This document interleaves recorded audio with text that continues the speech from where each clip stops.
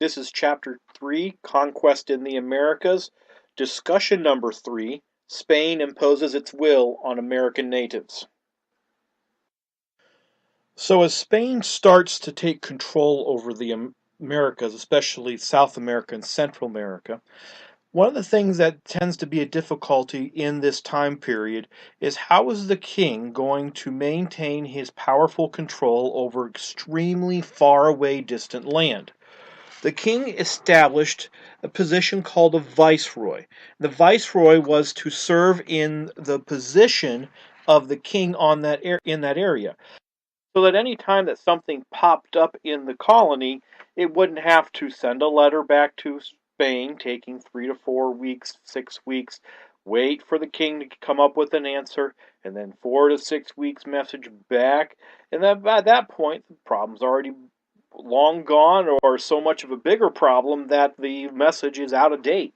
And so it became highly necessary for local rulers to be given the prestige and the authority given to them by the king. Of course, this long distance communication problem, while we don't have to do with instantaneous telephone, internet, and that type of thing, was extremely important for ambassadors as well as we go on through history. Spain also put a lot of effort Christianizing the local populations, importing Catholic priests, and trying to encourage everyone to follow God. However, one of the things that Spain did, and this is what a lot of European countries did during the time period, is they said, okay, you're a colony, you can live there, but you're only allowed to buy Spanish stuff. You're only allowed selling your stuff to Spain. This exclusive relationship, mercantilism, we're going to talk about a little bit later in this chapter, but what it maintained is that it kept the wealth in the country, and that's what kings were really concerned about, instead of having the material goods and the gold and silver leaving to another economy. Now, the kings also came up with an interesting idea of hiring private sailors in order to go beat up on other countries and take other countries' stuff. Again, it's not necessarily making yourself rich, but it's definitely making your opponents less rich.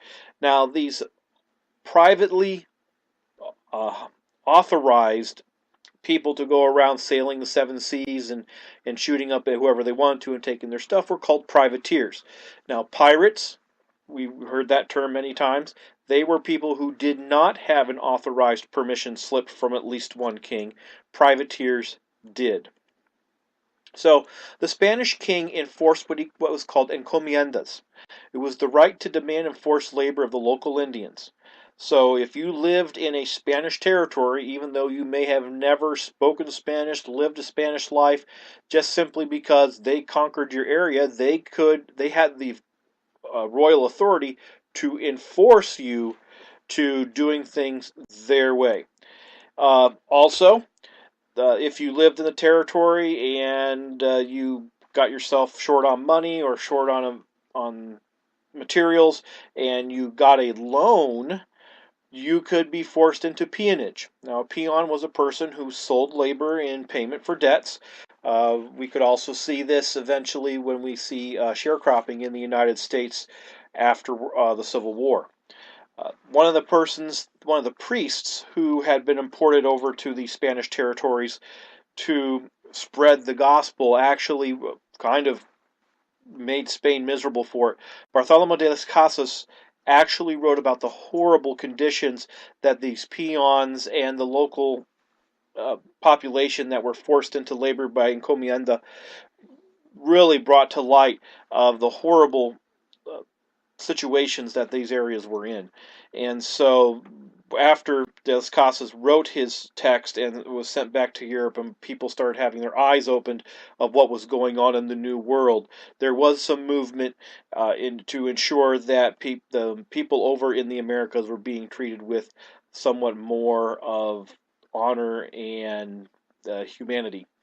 So we couldn't use the local labor because we were feeling sorry for them, and so the Spanish started sending slaves from Africa to work in the plantations and in these raw material manufactories going on in the Americas, mainly because people thought, hey, they're already from a hot climate.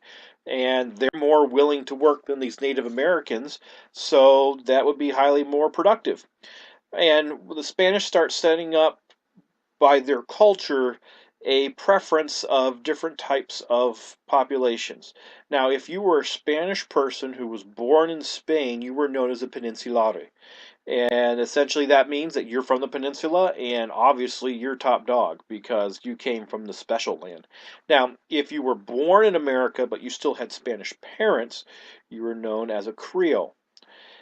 Then, when we started having the mixes of races, and you're including those of the workers, mestizos were those who were known that they had European and Indian blood, and the mulattos were the ones who knew that was known that they were European and African mixed.